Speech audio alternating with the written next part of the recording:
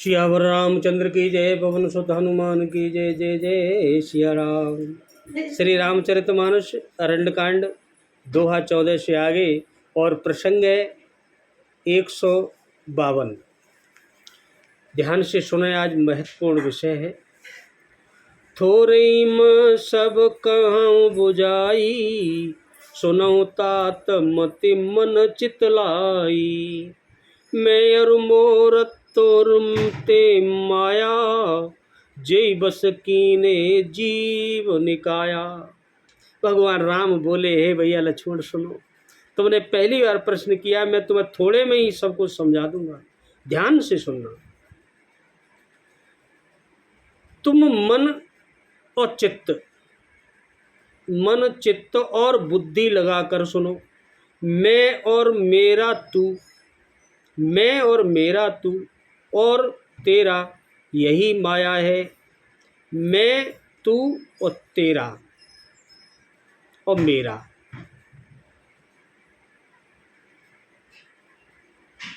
जिसने समस्त जीवों को वश में कर रखा है, यही माया है। मैं और तू, तेरा मेरा ही तो माया है। इसी ने संसार को, सभी को अपने वश में कर रखा है। प्रभु राम बोले, माया तो केवल यही है, मेरा और तेरा। गोचर जहाँ लगे मन जाई, सो सब माया जाने भाई। ते कर वेद सुनऊ तुम सो, विद्या पर अवेद्या दो। इंद्रियों के विषयों को और जहाँ तक मन जाता है, हे भाई, उस सब को माया जानना। जो इंद्रियों के विषय हैं, जैसे इंद्रिय है 5 और उनके विषय हैं, और जो मन जो जो काम कार्य में लगता है, वह सब माया है, सच नहीं है। उस सब को माया जानना मेरे भाई। उसके भी एक विद्या और दूसरी अविद्या है, और माया में भी 2 हैं, एक विद्या और दूसरी अविद्या। माया भी 2 प्रकार की है। इन दोनों के भेद को तुम सुनो। अब कैसे पता लगेगा विद्या क्या है और अविद्या क्या है, उसको ध्यान से सुनो। एक दुष्ट अतिशय दुख रूपा, जा बस जीव परा बहुकूपा। एक रचई जग गुण बस जाके, प्रभु प्रेरित नहीं निज बलता के। आहा, प्रभु राम बोले, ध्यान से सुनो। एक अविद्या जो है वह दुष्ट यानी दोष युक्त है। जिन कार्यों में दोष है वह अविद्या है, और अत्यंत ही दुख रूप है, जिसमें दुख पैदा होता है, जिसके वश होकर जीव संसार रूपी कुएं में पड़ा रहता है। ऐसी माया तो बुरी है। और एक है विद्या, एक विद्या है, वह तब भी अच्छी है, जिसके वश में व्यक्ति गुण हैं, और जो जगत की रचना करती है, और जगत की रचना करती है दूसरी माया है, उसको विद्या कहते हैं। जो गुण के आधार पर चलती है। गुण क्या होते हैं? तमोगुण, रजोगुण और सतोगुण, यह 3 गुण हैं। वह प्रभु से ही प्रेरित होती है, इसको भगवान ही प्रेरित करते हैं। ये हर किसी को नहीं प्रेरित होती, जिसको भगवान की कृपा होती है उस पर ही यह 3 गुणों को जान पाता है और उसको समझ पाता है विद्या को। उसके अपना बल कुछ भी नहीं है। इस विद्या का बल अपना कुछ नहीं है। अगर तुम जान गए प्रभु की कृपा से तो बहुत बल है। ज्ञान मान जहाँ एकौ नाही, देख ब्रह्म समान सब माही। कहत तात सो परम विरागी, तृण सम सेद 3 गुण त्यागी। और ध्यान से सुनना, बहुत महत्वपूर्ण विषय है। ज्ञान वह है जहाँ मान यानी जिसमें मान आदि एक भी दोष नहीं हो।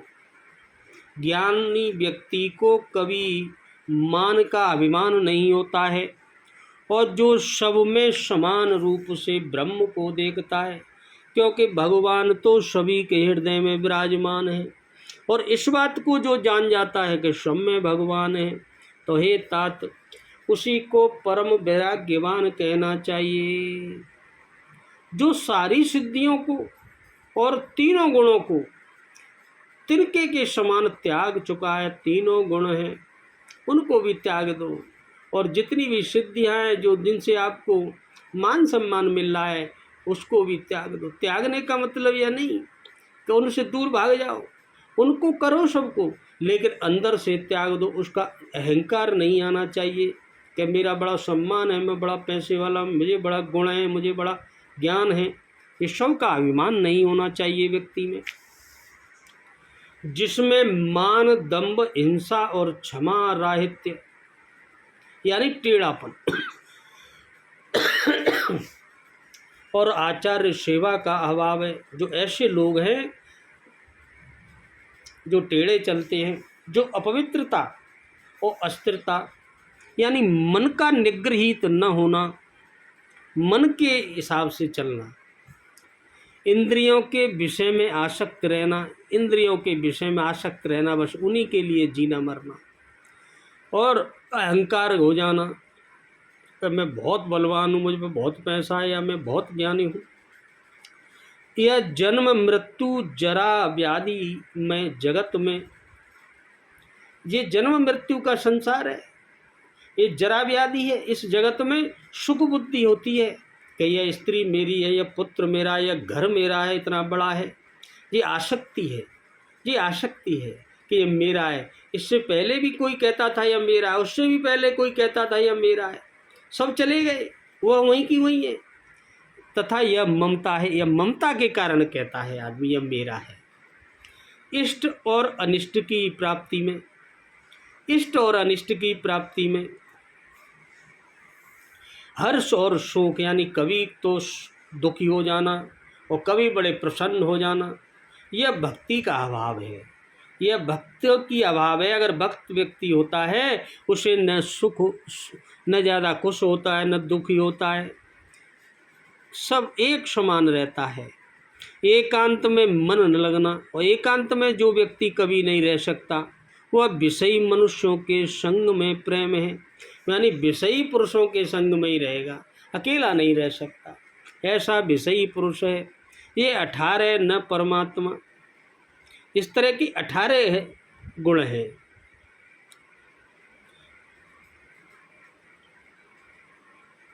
अगर ये न हो तो नित्य अध्यात्म यानी आत्मा में स्थित, अध्यात्म का सही अर्थ है आत्मा, जो आत्मा में स्थित तथा तत्व ज्ञान के अर्थ, यानी तत्व ज्ञान के अर्थ यानी तत्व ज्ञान के द्वारा जानने योग्य। जो जब तत्व का ज्ञान होता है तो उससे क्या प्राप्त होता है?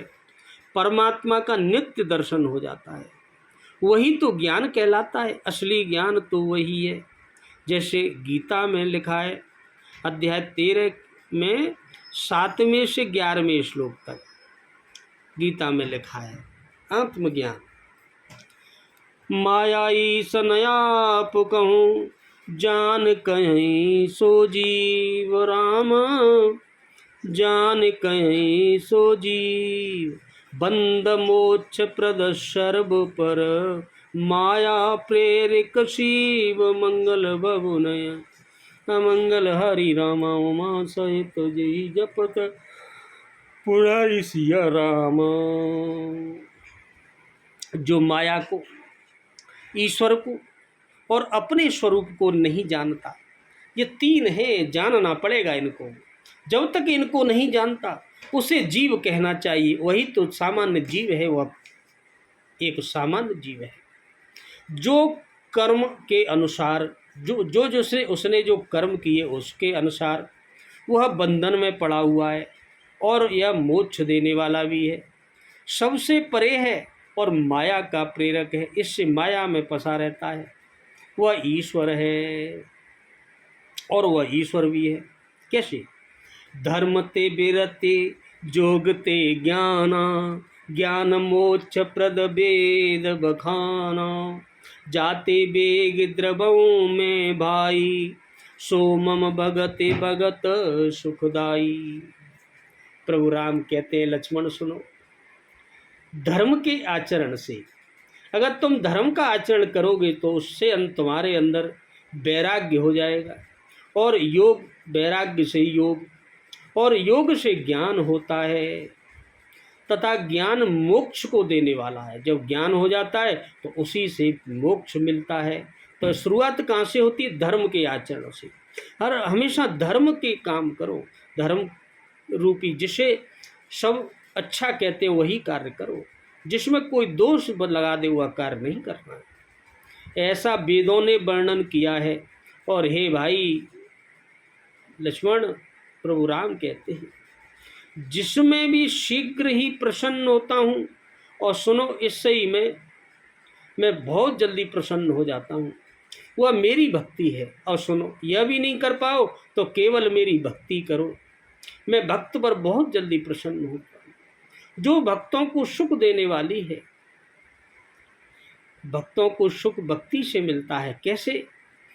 सो सुतंत्र अवलंबनयाना तेयादीन ज्ञान विज्ञान भगति तात अनुपम सुख मूला मिलय जो संत हो अनुकूला। प्रभु राम ने सबका तोड़ बताया। अगर कोई मेरी भक्ति करता है तो वह भक्ति स्वतंत्र है। उसको जब भक्ति करता है तो उसके अंदर ज्ञान विज्ञान आदि सब कुछ जाग जाता है, और दूसरे साधन का सहारा यानी अपेक्षा नहीं रहती। वह सत्य जान जाता है भक्त मेरा, क्योंकि मैं उसे जना देता हूँ। उसके हृदय में जब वो सत्य जान जाता है तो उसे ज्ञान और विज्ञान का पता होता है, और फिर उसे दूसरे के सहारे की आवश्यकता नहीं होती, जब क्योंकि वो मेरा भक्त है। ज्ञान और विज्ञान तो उसके अधीन हो जाते हैं, उसके गुलाम बन जाते हैं ऐसे व्यक्ति के। हे तात, हे भाई, भक्ति अनुपम एवं सुख की मूल है, वही अच्छी है, और उसी से सच्चा सुख मिलता है। और वह तभी मिलती है जब संत अनुकूल यानी प्रसन्न होते हैं। यह संत के सत्संग से ही मिलती है भक्ति, संत के सानिध्य से मिलती है, संत के सुनने से मिलती है। जब तुम संत को सुनोगे तो आपके अंदर भक्ति जागृत होगी, उससे मैं सुलभ हो जाऊंगा।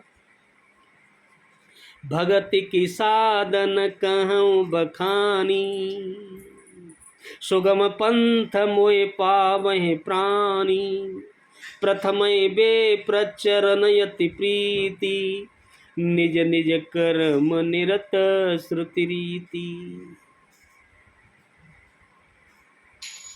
अब सुनो, भक्ति कहाँ से शुरू होती है उसे। अब मैं भक्ति के साधन विस्तार से कहता हूँ कि भक्ति कैसे शुरू, क्या करना चाहिए, भक्ति कैसे शुरू होगी। इसका आसान मार्ग बताता हूँ, सुगम यानी बहुत सरल रास्ता, जिससे हर एक मनुष्य, हर एक जीव मुझको सहज ही प्राप्त कर सकता है, भगवान को प्राप्त कर सकता है। पहले तो सबसे पहले तो ब्राह्मणों के चरणों में अत्यंत प्रेम करो। ब्राह्मण जो ज्ञानी लोग हैं वह ब्राह्मण हैं, उनको मानो, उनसे प्रीत करो, प्रेम करो, और जो वेद की रीति के अनुसार और जो वेदों में लिखा हुआ है उसके अनुसार अपने वर्ण आश्रम के कर्मों में लग जाओ। सही जीवन जीने का तरीका तो वर्ण आश्रम है। वर्ण आश्रम क्या है? 4 आश्रम है, यानी व्यक्ति की उम्र 100 साल की होती है। इसमें से पहला जो चरण आश्रम है वो है ब्रह्मचर्य आश्रम। अगर 25 साल तक कोई ब्रह्मचर्य रहता है तो वह ब्रह्मचर्य का पालन करता है। उसके बाद दूसरे तीसरे चौथे आश्रम है, वह भी सुनना। ए कर फल पुनि विषय विरागा, तब मम धर्म उपज अनुरागा। श्रवणादिक नव भक्ति दृढ़ाही, मम लीला रतयते मन माही। प्रभु राम कहते हैं इसका भी फल है। फिर विषयों से वैराग्य होता है। जब वर्ण आश्रम के अनुसार तुम लगते हो ईमानदारी से, सच्चे, जिस उम्र के पड़ाव पे हो उसी उम्र का आश्रम है, उसी का कार्य आप धर्म के अनुसार करिए तो आपको वैराग्य हो जाएगा। वैराग्य होने पर मेरे धर्म यानी भगवत धर्म में प्रेम उत्पन्न हो जाएगा। जब तुम्हारे अंदर वैराग्य जागृत होगा तो तुम्हें स्वतः ही मुझसे प्रेम हो जाएगा।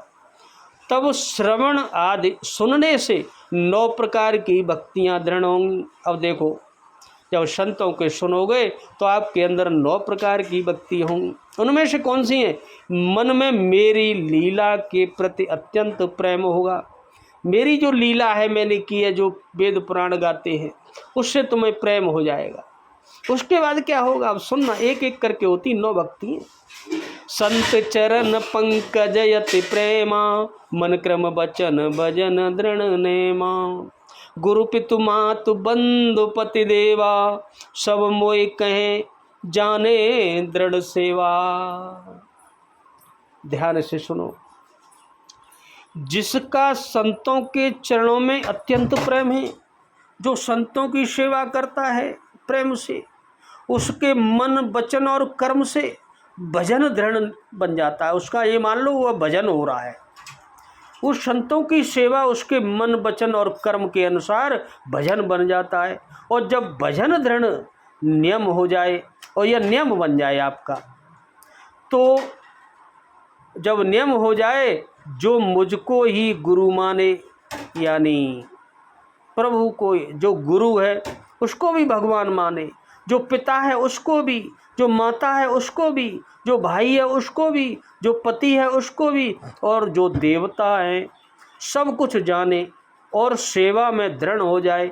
जो आपका सेवा कर्म वर्ण अनुसार और वेद अनुसार बताया गया है वो है, उसमें तुम भगवान का रूप मान के उनकी सेवा शुरू कर दो, जो तुम्हारे बड़े हैं। तो उस आश्रम में फिर आपको आगे क्या मिलता है, फिर ध्यान से सुनना। मम गुण गावत पुलक शरीरा, गद गद गिरा नयन भय नीरा। काम आद मद दमन जाके, तात निरंतर बस में ताके।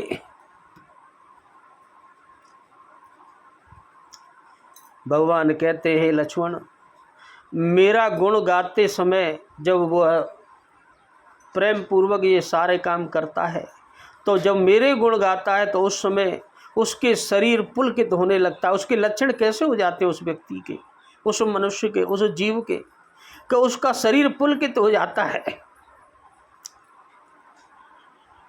और उसकी वाणी गदगद हो जाती है, भारी हो जाती है। गादी जब गदगद हो जाए और नेत्रों में प्रेम के आंसू बहने लगे, जब जल बहने लगे, और काम मद और दम्भ आदि जिसमें न हो, उस समय जब कोई काम नहीं हो, कोई मद नहीं हो, कोई दम्भ नहीं हो, तो हे भाई मैं सदा उसके बस में रहता हूँ। ऐसे व्यक्ति के बस में मैं हो जाता हूँ। भगवान कह रहे, बचन कर्म मन मोर गते, भजन करई निह काम राम, भजन करई निह काम। तिनके हृदय कमल महु, करऊं सदा विश्राम। मंगल बबुन अमंगल हारी राम, उमा सहित जई जपत पुरी सिया राम। भगवान बोले, हे लक्ष्मण, जिनको कर्म वचन और मन से मेरी ही गति होती है फिर, और जो निष्काम भाव से मेरा भजन करते हैं बिना लालच के, जो मेरा भजन करते हैं, उनके हृदय कमल में मैं सदा विश्राम करता हूँ, उनके हृदय में ही रहता हूँ, जो मेरा भजन करते हैं। जब ही तो प्रेमानंद जी केवल एक ही कहते हैं, बस भजन नाम जप, उससे ही अपने आप सब जागृत हो जाता है। यह सत्य है। बचन कर्म मोरे सदा विश्राम प्रभु का हो जाता है। भगति जोग सुन अति सुख पावा, लक्ष्मण प्रभु चरण सिरुनावा। यही विध गए कछुक दिन बीती, कहत विराग ज्ञान गुण नीति। इस भक्ति योग को सुनकर लक्ष्मण जी ने अत्यंत सुख पाया और उन्होंने प्रभु श्री रामचंद्र जी के चरणों में सिर नवाया। इस प्रकार वैराग्य ज्ञान गुण और नीति कहते हुए कुछ दिन बीत गए। उसके बाद क्या होता है? शूर्पणखा रावण के बहनी, दुष्ट हृदय दारुण जस अहिनी। पंचवटी सो गई एक बारा, देख विकल वही जुगल कुमारा। यह पंचवटी का संवाद था। वहाँ फिर क्या होता है आगे? शूर्पणखा नामक रावण की एक बहन थी जो नागिन के समान भयानक और दुष्ट हृदय की थी। वह एक बार पंचवटी में गई और दोनों राजकुमारों को देखकर विकल हो गई, काम से पीड़ित हो गई। भ्राता पिता पुत्र युर्गारी, पुरुष मनोहर निर्गत नारी। होई विकल सकल मन न रोकी, जिमे रवि मनि द्रव रवे बिलोकी। काकभूषण जी कहते हैं भैया गरुड़ सुनो, वह शूर्पणखा जैसी राक्षसी, धर्म ज्ञान में शून्य और कामांध में एकदम स्त्री, मनोहर पुरुष को देखकर चाहे वह भाई हो, पिता हो, पुत्र ही हो, विकल हो जाती है, जिन्हें धर्म ज्ञान शून्य होता है और मन की नहीं रोक सकती, वो मन के अधीन हो जाती है। जैसे सूर्यकांत मणि सूर्य को देखकर द्रवित हो जाती है, गल जाती है, ऐसी ज्वाला से पिघल जाती है। रुचिर रूप धरि प्रभु पै जाई, बोली बचन बहुत मुस्काई। तुम सम पुरुष न मोह सम नारी, यह संजोग विधि रचा विचारी। वह सुंदर रूप धरकर प्रभु के पास जाकर और बहुत मुस्कुराकर वचन बोली, न तो तुम्हारे समान कोई पुरुष है, न मेरे समान स्त्री है। विधाता ने यह संयोग बड़ा जोड़ा बड़े विचार कर बनाया है, मुझे ऐसा लगता है। मम अनुरूप पुरुष जगमाई, देखूं खोज लोक तिहुनाई। ताते अब लगे रहूं कुमारी, मनुमाना कछु तुम्हें निहारी। मेरे योग्य पुरुष संसार जगत भर में नहीं है। मैंने तीनों लोकों को खोज लिया, इसी से मैं अब तक कुंवारी हूँ, अविवाहिता हूँ, मेरी शादी नहीं हुई। अब तुमको देखकर कुछ मन माना है, चित्त ठहरा है। ऐसे प्रभु राम से कहने लगी। सीतय चितय कहीं प्रभु बाता, अहि कुमार मोर लघु भ्राता। गई लक्ष्मण रिपु मगनी जानी, प्रभु बिलो की बोले मृदुबानी। सीता जी की ओर देखकर प्रभु राम जी ने कहा, यह बात कहीं कि मेरा छोटा भाई अभी कुमारा है। तब वो लक्ष्मण जी के पास गई।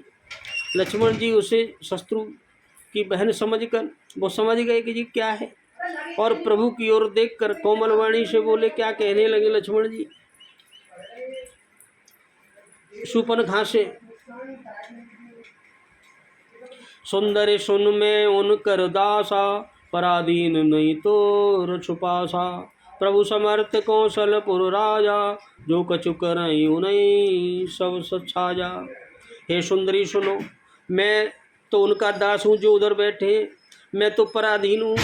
तुम अंततः तुम्हें सुवित यानी सुख नहीं होगा। जो दूसरा का गुलाम हो, जो पराधीन हो, जो सेवक हो, वहाँ तुम्हें सुख कहाँ मिलेगा। प्रभु समर्थ है, वो कौशलपुर के राजा हैं, वे जो कुछ करें वो सब उन पर भवता है, जसता है। राजा तो कई ब्याह कर लेते, आप उन्हीं से बात करो। लक्ष्मण जी ने कह दिया। सेवक सुख मान भिखारी, व्यसन निधन सुगति विचारी। लोभी जसु चार गुमानी, नव द्वैदूत चतये प्राणी। सेवक सुख चाहे और भिखारी सम्मान चाहे, और व्यसनी यानी जिसे जुए शराब आदि का व्यसन हो वह धन चाहे, और व्यभिचारी शुभ गति चाहे। व्यभिचारी जो आदि वो चाहे मेरी गति अच्छी हो जाए, मोक्ष मिल जाए। तो सेवक चाहेगा मुझे आराम मिल जाए तो कभी नहीं मिलेगा, भिखारी को कभी सम्मान नहीं मिलेगा। ऐसे ही लोभी, अगर लोभी व्यक्ति हो वो चाहेगा मेरा नाम हो जाए, यश मिले मुझे, तो उसे कभी नहीं मिलेगा। और अभिमानी चारों फल चाहे, कोई अभिमानी व्यक्ति हो वो चारों फल चाहे, फल अर्थ फल चाहे अर्थ धर्म काम और मोक्ष। तो ये सब प्राणी आकाश को धोकर दूध लेना चाहते हैं, समझ लो कोई आकाश से दूध खींच ले, ऐसा असंभव है। इस बात को संभव करना चाहते हैं लेकिन ऐसा नहीं होगा। पुनि फिर राम निकट सोआई, प्रभु लक्ष्मण पै बौरे पठाई। लक्ष्मण कहा तो शोभरई, जोत्र न तोर लाज परिहरई। वो लौट कर फिर राम जी के पास आई। प्रभु ने फिर उसे लक्ष्मण जी के पास भेज दिया। लक्ष्मण जी ने कहा तुम्हें वही बरेगा जो लज्जा को तृण तोड़कर, यानी अर्थात प्रतिज्ञा करके त्याग देगा, अर्थात जो निपट निर्लज्ज होगा। उनने कहा कोई निर्लज्ज होगा जो तोते ब्याह करे, वो ऐसे बोल दिया लक्ष्मण जी ने। तब किस्यान राम पह गयई, रूप भयंकर प्रगट भई। सीता सबय देख रघुराई, कहा अनुज सन शयन बुझाई। तब वह खिसिया गई फिर शूर्पणखा, अब बड़े क्रोध में आ गई। फिर राम जी के पास गई और उसने अपना भयंकर रूप, अपनी असली औकात में आ गई, अपना रूप राक्षसी रूप प्रकट किया। तो सीता जी को भयभीत देखकर सीता जी थोड़ी डर गई। उन्हें भयभीत देखकर प्रभु राम लक्ष्मण जी को इशारा देकर कहा अब करो इसको ठीक। लक्ष्मण यति लागव, सो नाक कान बिनुकीन राम, सो नाक कान बिनुकीन। ताके कर रामन कहाँ, मनो चुनौती दीन। मंगल भवनया अमंगल हरि राम, उमा सहित जय जपत पुरारी सिया रामा। फिर लक्ष्मण जी ने बड़ी फुर्ती से उसके नाक कान काट लिए। वो तो पता थी ये कौन है, वो तो अंतर्यामी। और मानो रावण को चुनौती दे दी कि तेरी बहन के नाक कान काट दी, अब तू तैयार हो जा, अब तेरा नाश होने वाला है। बोलो सियावर रामचंद्र की जय, पवन सुत हनुमान की जय। जय जय सिया।